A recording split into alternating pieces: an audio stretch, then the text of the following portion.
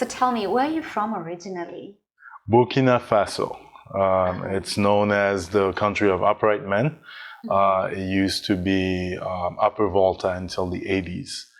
We had a president by the name of Thomas Sankara, who's very much, if you're an African of our age, it's typically, you would remember Thomas.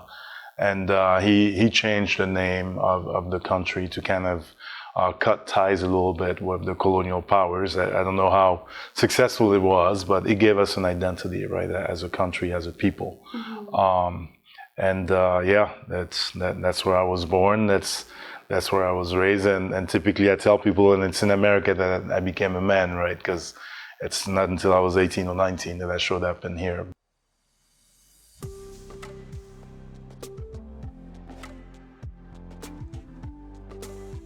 Hi everyone, and welcome to Conversational Lounge with Trudy. Here our aim is to connect, mentor, and inspire others through real life stories. So thank you for joining us, and without further ado, I will welcome our new guest today. Please introduce yourself, and thank you for joining us. Thank you so much, Trudy. Thanks for having me. My name is Armel Romaric Traoré Dinignon. I was born and raised in Burkina Faso in West Africa. I've been in the US now for about 18, 19 years. I'm a father of two, and we celebrated our 11th year anniversary, my wife and I, on Labor Day weekend. Congratulations. Thank you. And on a professional level, I lead the data and analytics efforts for the real estate investment group. So when did you come to this country? Okay. And just walk me through your journey when you came here, and then how you transitioned to where you are now. Yeah. Oh, sure. So I came in the US for the first time in 2002. I came in as part of a program that was looking to have essentially boost the number of players in the National Basketball Development League for the NBA. I came in with 5 others, and we lived in Philadelphia for some time, and we would go and play basketball and hoping, right, to make it. We spent about 6 months in Philadelphia before learning from talking to people that's not really how it works, right? It's before you can make it pro, you have to be seen and show your worth in the college level. We get good advice, went home, came back and spent some time upstate New York, not far from Ithaca, Cornell University, and Cortland. So I was in a tiny village called Dryden. It was a beautiful part of upstate New York, but it also had one traffic light and a pharmacy. Interesting. But it was amazing, right? We had a lot of fun, played basketball, played 1 year of soccer because our basketball gym was under renovation at the time.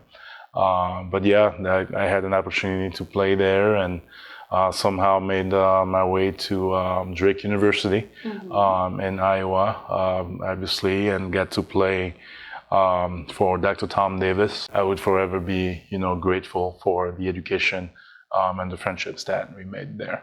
After, Drake University, I spent a year in Atlanta. I thought I could still play. And I had a year of eligibility, started a master's in health administration.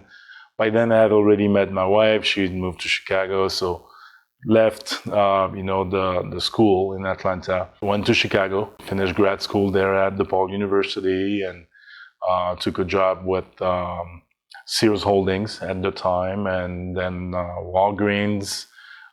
Get to spend a year coaching basketball at the varsity level for University of Chicago lab schools. And I loved it. It was amazing, a lot of fun.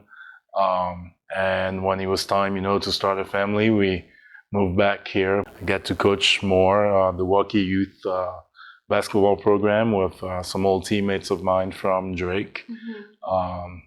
Terrific experiences. This year I get to go to a few of their graduations, actually, and it's kind of scary to think, the 7th graders we had at the time are driving and, graduating and going to college. I guess the gray hair is justified, Trudy.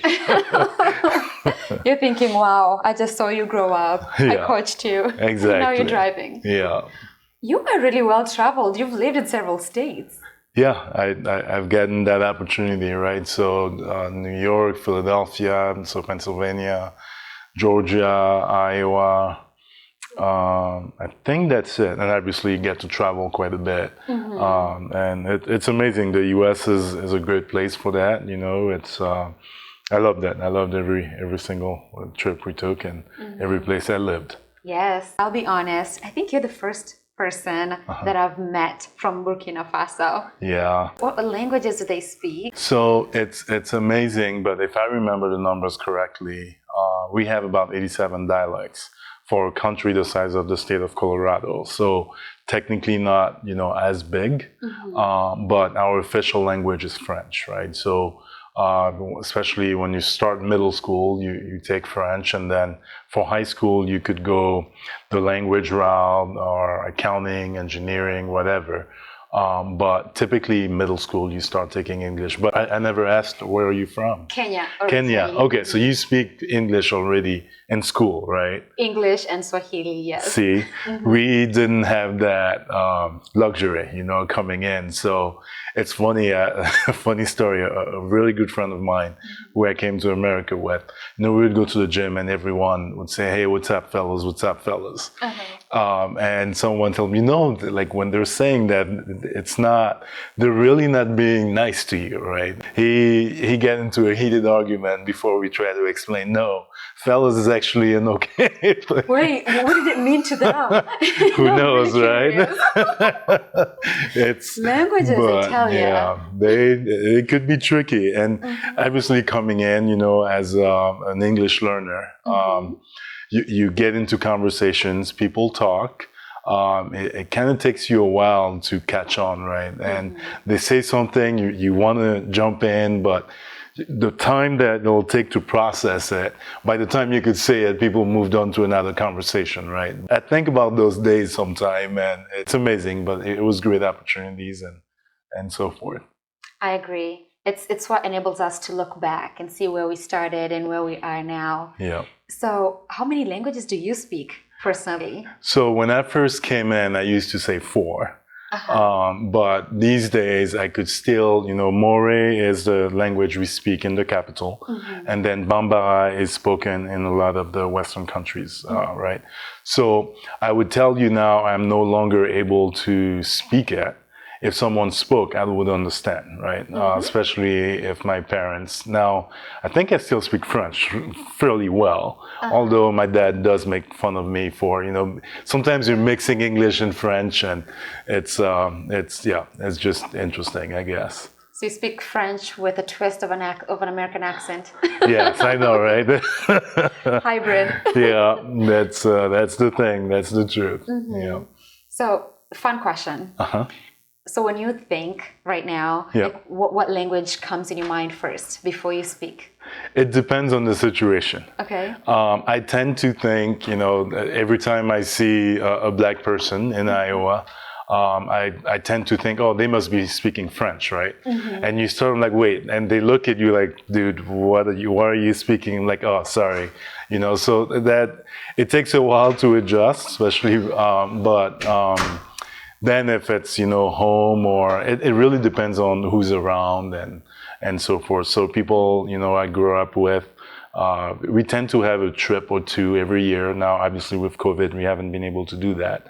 But when we get together, then a little bit of the traditional languages and the dialects come back. Outside of that, it's just English at this point. Yeah. Is it the same for you, I assume? Absolutely. When I first came here, I struggled a little bit with coming from a country that we speak about 47 different dialects. And we are so private in that regard, where we're in the home, we can speak this language and we can just talk about private stuff. But then when we go out in the supermarket or just out where other people are, and we want to kind of say something about like, oh, we're out of like something that we feel like it's embarrassing, but we don't want anybody else to hear, we can just code switch and start speaking the other language. So when I came here, even in like, I would just feel so weird that I'm just overhearing conversations. Everybody's speaking the same language, and I'm thinking that should be private. That's not for everyone to hear. But so that was like the adjustment that I had to go through and realize, you know what? People are really open here. You just you broadcast like, yeah, we didn't have dinner last night, we were broke, like. There's a lot of transparency here. That is very true. It's funny that you say that, right, about conversations that you hold in private.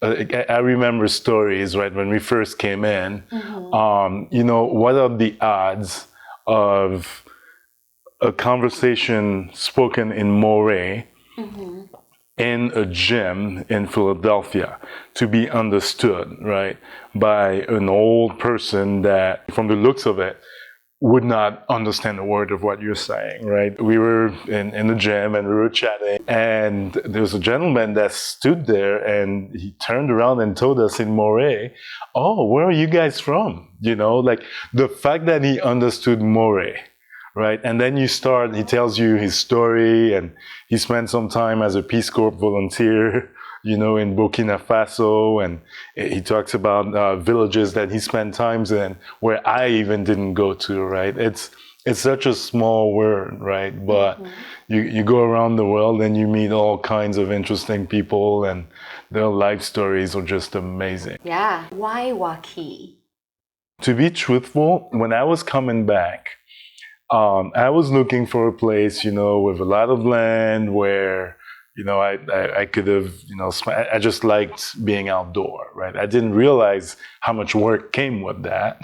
But that was also told, oh, you moved to, Des Moines for close to nothing, right? You could get 200 acres and this and that. That obviously didn't turn out to be true. Right? But we ended up coming back, and it's funny because we visited a lot of homes in all over in West Des Moines and Urbandale, Ankeny, and in Waukee as well. And we connected, my wife and I, with a good builder. I like that he, during his open house, he had pictures of his family, his grandkids, and he was okay having a beer and spending time. And yeah, for some reason, that personal connection, right, to me was more important. He ended up having good lots in Waukee. It was a good school district, so we pulled the trigger. Nice. Have you enjoyed living there ever since?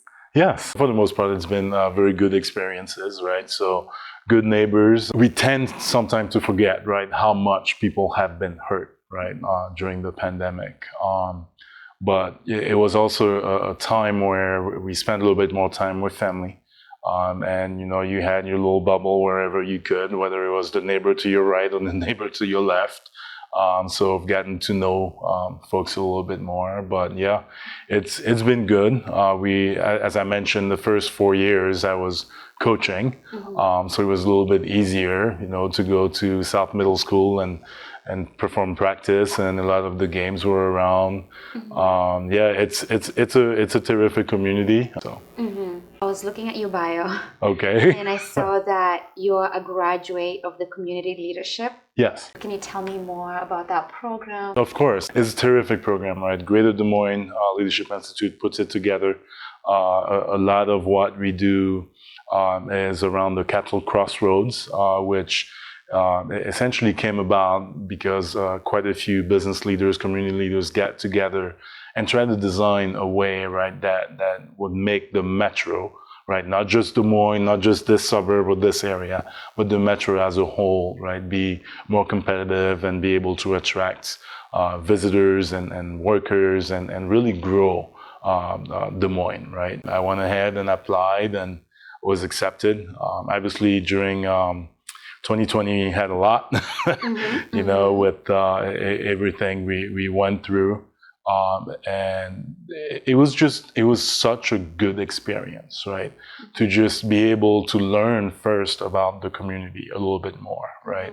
The first outing we took was to the cemetery off of Florida Drive. I don't know how many times I drove past that cemetery. It never really meant much, right? It's a cemetery, you just drive by it, right? But being able to go in there and hear about the stories of the people, who were in the cemetery, right? And who started Des Moines, but also thinking about those that were not, right? Being represented in the cemetery. So you get to understand a little bit more what this community is about. So it was great. I would totally recommend it to anyone if you haven't done it yet. We certainly would be, I would certainly be excited to recommend you for it. Because again, you get to learn a little bit more about the metro. So you become a little bit more invested. Right. And our project this year was around home ownership, which remains a challenge nationwide, and in particularly in Des Moines, right? Especially for populations that have perhaps historically being disenfranchised, right? So you learned a lot, but it's not just a place to go and point the finger and say, this is wrong, this is wrong. It's really, okay, what can we do to help, right? And there was some projects that a lot of the classes have taken that are still delivering value to the youth around the Des Moines Metro till this day, right? So it's a great program. And I know Waukee has one, the African American Leadership Institute is starting one also. And the Youth Leadership Initiative, I think, is also associated with the partnership. But so there's quite a few of those programs, and I would encourage people because you get to know your community a little bit better, and by virtue of that, the people that are always out there raising their hands, so it becomes a little bit easier to do good work, right? Wow, I know you're passionate with community engagement. Can you tell me what drives that passion and what made you get into this mindset that I need to get engaged with my community, I need to learn about the opportunities, and I want to give back? Yeah, that's a good question. There's quite a few things, right? Growing up, I've gotten to see that. I was a beneficiary of that, right? I named my son John Henry because the very first coach that I had, we call him Tonton Voulot. Unfortunately, he passed. But that gentleman, for, I don't know, 5-6 years, probably longer, every afternoon, from 4 p.m. till 7 p.m., he would be on the basketball court. It didn't matter who you were, where you came from. He would teach you the game of basketball, but ultimately what I call the game of life, right? So, and there's quite a few people that he reached right through, and he wasn't getting paid for it, and he just showed up and he had a basketball. If 2 people came, if 15 people came, he was there, right? And same thing, right, with my parents, right? My dad is the one that's always out there doing stuff, raising his hand, and these days we're asking him to take it a little bit easier because he's getting older, but I think his brain thinks he could still do all things. But ultimately, I still remember vividly coming to upstate New York. It was cold. I'm some kid. I have a basketball. I don't have much. I could barely speak the language. And, didn't matter how much I really wanted to come to America. At one point or the other, you get hit, right? You start being homesick and so forth. So when I called and said, Dad, this isn't going well, and started to complain about this and that, and the only thing he says, like, yeah, you could complain about stuff, or you could, raise your hand, get engaged in the community, and you'll find that by giving, you'll probably receive more than you would ever think about. And it's been true since then, right? So I became a resident assistant at the time, working right there on campus. Although that was dangerous because I think the very first time all the students came in, I, as the resident assistant, set off the alarm on a brand new building, not knowing how to operate, a stove. But it's been the case ever since, right? When I was coaching in Chicago, I was spending just about every night, but you get to teach what you received, right? With the kids, and they love it. They're full of life, right? And there's, I don't know, that passion. I think a lot of it just comes from the people that instilled it in me. There's no real magic or anything. It's just seeing others doing it, benefiting from it, and trying to do the same for others. Wow. That's powerful because you are able to draw inspiration from your own experience and then now you want to give back because you've been on the receiving end, and you want someone else to be on the receiving end as well. Yeah, that's about it. There's so many things, right? Even coming in this country, when I went to the embassy, I could not afford the $100 for the visa. And now you're from Africa, so you know how tough it is first to get an interview and to actually get a visa, right? And the fact that I was somehow picked. I tell people I have no business being here, right? Like, I come from very modest means. I couldn't afford $100 for a visa, and it's my cousin Henry, and that's the other reason why my son is John Henry, because of Henry, who he's been. Even playing basketball, like typically the shoes had a hole in it, put a little bit of cardboard, and you put another cardboard on your backpack, so you go and you play on the blacktop. And when the first layer goes off, you replace it and you go back at it, right? But Henry would be like, you can't do that, and he would, buy us shoes. And when it was time to get a visa, and the consulate said, yeah, I want to give you the visa, and you have a good place, you could go and play basketball, but and do your schooling, but you got to pay this, but I give you an hour. I get off, I give him a phone call, he drives and comes in, and it's like a scene out of a movie, right? And I get the money and I go in and pay. But like, none of those people had to do, right, what they did for me. It's been fascinating, right, to be at the receiving end of that. I will never be able to do, for anyone, right, what those people, teachers and mentors have done for me. But if I could do something, right, and that's essentially what it boils down to. Yes. Wow. Yeah, they say the best way to pay someone who did something for you is to pay it forward. Yeah. So, and that's what you're doing. Yeah. Which brings me to my next question for you. Okay. I noticed that you're running for school board. Yeah. Can you tell me about that? And congratulations, by the way, because that's major. Well, thank you. I don't know if it's a congratulation this year. It's a little bit tough out there at times, but no, it's again, it's the same thing, right? I've been coaching for 4 or 5 years, and we had a second son who came in. In conversations with my wife, like, well, it's good and you enjoy it, and I know you like it, but it's a little bit tough, right? To have a toddler and an infant at home all the time, so it probably, especially on the weekends, that's probably where it got a little bit tougher. So we just decided it'd be best to find another way, right, to at least be present at home, and still be engaged.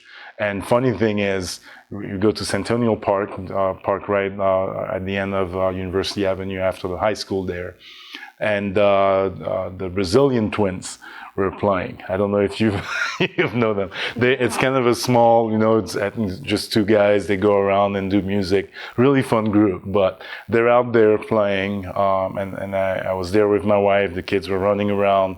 A coworker comes and sits right just ahead of us, and we say hello, and somehow the conversation just came out like, hey, I've been enjoying coaching, but I'm looking for something else to do to remain engaged in the community.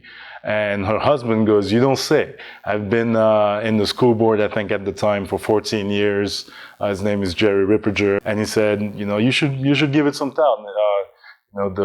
It's a good district, and we're looking for people to be engaged.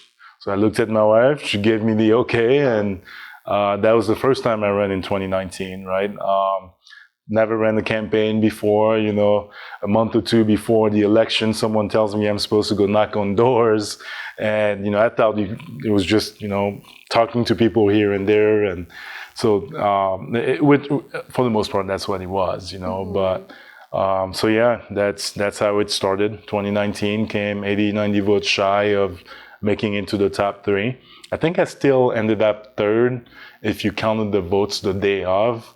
But I didn't know much about the ballot, requesting ballots and all of that, which hopefully this year we're a little bit better prepared, and we have a good team and friends and so forth But yeah, so that's what it was in 2019. Ever since then, the thing with raising your hand to run for school board or even anything really is then you get other opportunities, right? Even though I did not get elected at the time, I got the opportunity then to, help the district craft its return to learn plan the first time around. That was great. So the idea there is, especially with the pandemic coming up, it was, how would we manage a pandemic and teach, in the schools while keeping, the safety of the staff, the teachers, the students, a priority. So all the mitigation efforts, that were taken during that first year. So most of the work was done by the administration, and then there was a few community members that, were asked to help. So I was fortunate and humble to be able to do that. Same thing with the district strategic plan, which really was about designing a vision, right, for the district and what a graduate from WACI should look like and what type of skills and mindset they should have. So we had, I believe, 2 to 3 full days of design thinking and setting that strategy and providing feedback. So those were just a few things where I was able to, help out. Obviously, we also raised about $205 million as a district through a bond referendum. So we needed to organize and get petitions signed, making sure people were informed about what it would be for, building new facilities and all of that. With a brand new aquarium center, because our students have been using the Y for the time, right? Which we were so grateful as a district that the YMCA would let the school use it. But it's nice now that we'll have more opportunities for all the students to participate. Swimming lesson and so forth. So that's essentially what it's been, right? It's been run in 2019. Maybe not make it, which is fine, but continue to be engaged, putting in the work. And as I said, by raising your hand, or my hand in that case, I ended up learning a little bit more about the district, right? And that hopefully makes me a better candidate, right? You combine that with the community leadership program and all of that. You get to know people that are trying to help and engage and so forth. So. We're running again, and there's really 3 things, priorities that I'm running on. It's expanding the learning opportunities. I think as a district, we do a terrific job already with the WILC. So that's a building, but it's more than just a building, right? It's the opportunities that students have of WACI to go out there and learn what they might like or not like, right, by job shadowing or actually getting paid, right, in a profession, right, as a receptionist at a dentist office, or as someone who gets to help, in accounting, or some of what I would call, the trade or whatnot. So there's opportunities there. In fact, it's funny because at work, I've had people show me, right, some architectural designs that students, seniors or whatnot, put together for their decks. And they actually followed those to build that, right? So to me, that's all amazing, because you expose, the students to so much, and those life skills, right, so to speak. But expanding learning opportunities also means, as a school board member, advocating to make sure that, we prepare those students for the workforce of tomorrow, not for what we think about today, right? And I think I'm well positioned to bring some expertise there, given my professional work, which I know we haven't talked much about. But in essence, what I do is I'm at the cutting edge of technology and data science, and how we leverage those to solve business problems, right, in the real world. It's one of those things you don't necessarily learn all of it in the books. You have to be out there doing it, so that's what I hope to bring to the board, and managing growth Something I've seen, talked about, and I'm engaging with community leaders on is how do we make sure that, housing stock and transportation infrastructure is appropriate to make sure that our teachers and staff could either get to easily or live in the district, right? So those are important questions that I think we should have more often, especially in a place like Waukee. We're growing so fast and so much. And that's not just a Waukee problem. Nationwide, right? Starter homes, for example, are less and less accessible, right, to starting families. So how do we engage, with all agencies and the local level, with the legislature and the government and other businesses on the private sectors to help alleviate, some of those concerns and make it easier. And then the last thing really is around staying well, right? So it's about brain health as much as it is about our all well-being. If anything, I think last year we've learned and know that we are student-centric, right? If your kids are at home, your employer probably will not get 100% of its employees, right? So how do we make sure, right, that our staff and the students really get what they need, to stay healthy, and provide support also from the social, emotional, standpoint as well. Last year and really across the country, not everyone was able to go and have in-person learning, right? And even those that, whether you're in person or you're online, there's certain conversations, right, there's a stigma at times with having conversation, for example, around brain health. How do we alleviate that stigma? How do we make sure that our counselors could connect, right, with the students? And how do we do it in a proactive way? We all have those hotlines at work. When things are tough, you're supposed to call. I don't know how many people call. Good question. Right. So anyway, so those are the pillars, right? So it's expanding learning opportunities, managing our growth, and making sure we stay healthy by prioritizing that. Wow. Just in case someone's watching and they're interested in knowing what a board member does. Yeah. Could you please expound that to them so they understand running for board, these are the responsibilities that you would be tasked with? Yeah, that's a very good question. In my case, I kind of boil everything down to maybe two things. It's really setting the policies, right? That policies and the infrastructure, right, that help the district run. So you're not in there on a day-to-day trying to tell whatever teacher what to do or how to do. The board only hires and fires one person, and that's the superintendent, right? So it's just about making sure that the policies that we have in place help support learning for all of our students, especially for the most vulnerable ones, as it relates to health, their opportunity to learn, and just belonging, right, in the classroom and in the community. The other thing is really to advocate. Right, those resources for our students, for our teachers, they don't just appear, right? And I just talked about housing and transportation. Those are not things that, as a school board member, you would have any authority whatsoever to influence within the district alone. So it's incumbent on all the board members to be out there in the community, right? Understanding the needs of the community and advocating for them. Right. So ultimately, it's always about the students, but I would resume it's in most simplistic way. The role of a board member is to set policy and advocating, right, for the needs of the district. So if someone's watching today and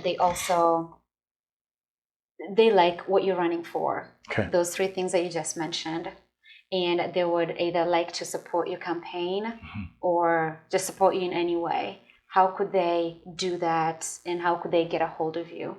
Thank you. So There's a couple ways. Really, you could, and first off, thank you, right? Thanks to you, and thanks to you, right, for offering that help or thinking about it. So we have a website. It's called armel4walkie.com. On that website, we have a form on get involved, and whether it's putting a yard sign or volunteer to knock on doors. Ultimately, this campaign is a local election. It's a school board election. It's the intimate conversation, in-person conversations, right, that will get us through the finish line. So it's about connecting with neighbors, understanding the needs, and really follow up. Unfortunately, school board elections, at least historically, have not had as great of a turnout. I think it might be a little bit different this time around. So the more people want to help us spread the word, you could learn where I stand on the issues. If you want to invite me to come in and host a meet and greet with your neighbors, that's really how, it's going to be word of mouth. It's going to be knocking one door at a time.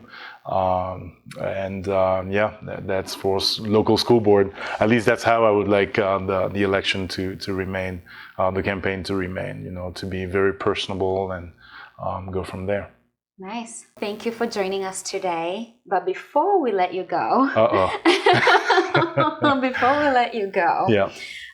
Is there anything you would like to share with the audience, be it advice, be it lessons learned, as a parting shot? If there's one thing that I've learned, especially in Iowa, we're such a small community. Yes, we're broad, large, but we're such a small community that if you see something and you see a need, no one else will be better suited to address it than you, right? So raise your hand and be part of the conversation, right?